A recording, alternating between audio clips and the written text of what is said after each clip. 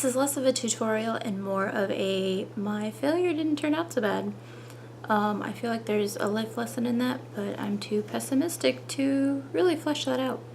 So I originally wanted to do some bloody pumpkins and a really cute like witch Brett thing, but that turned out not so good.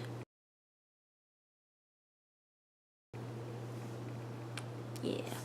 So instead you get the stylistic viewing pleasure of these accidental happiness. So originally my idea was to take the red paint and do one pumpkin with drip blood and one pumpkin with splatter blood. So this is me attempting to put the paint just straight onto the pumpkin and pausing and realizing it is much thicker than I realized. So I ended up going kind of all around the pumpkin with the paint, with the idea that I could go back with like a paintbrush and kind of smooth it out to have more of the drip effect.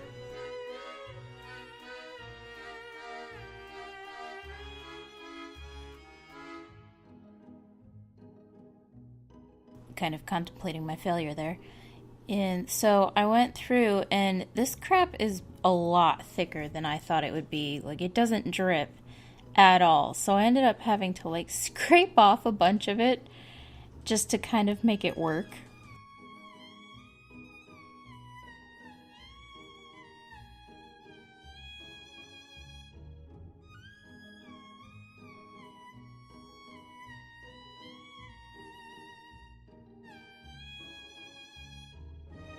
So then my next thought was, okay, I'll get some water and put some of it over the paint, and that'll give it that real drip effect. But again, it was so thick that the water just kind of turned pink and the paint didn't move. All it did was make my cardboard wet. I even tried taking a paintbrush to it, and it's still... nothing would budge the fucking paint.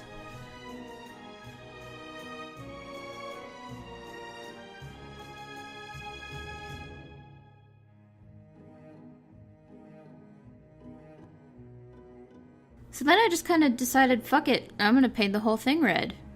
I'm not sure where my thought process was going of why I would paint it red, but I think maybe I was going to do like a fully red pumpkin, and then maybe I have some black paint next to the cup. I was gonna maybe do some black, I'm not sure what my thought process was. I was just so frustrated at this point. I was like, I'm just gonna make a red pumpkin.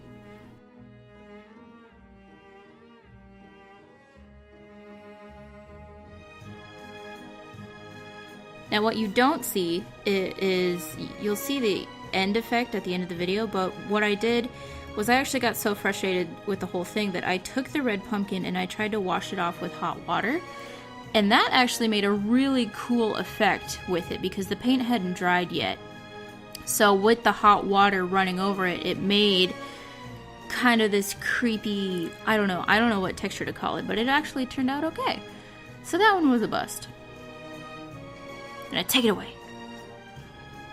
So the next one is the splatter one, and I had seen a bunch of techniques. It's not like airbrushing, I guess, but I took one of my like tumbler straw things, and I wouldn't recommend this, but I kind of sucked up some paint and blew through the straw onto the pumpkin to make the paint splatter.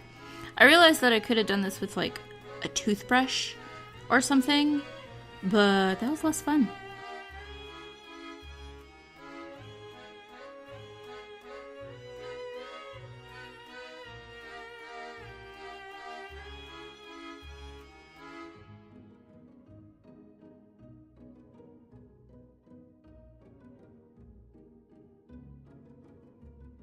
I'm not entirely sure why I sprayed the bottom of it, because no one will see it, but I guess I just had to be thorough.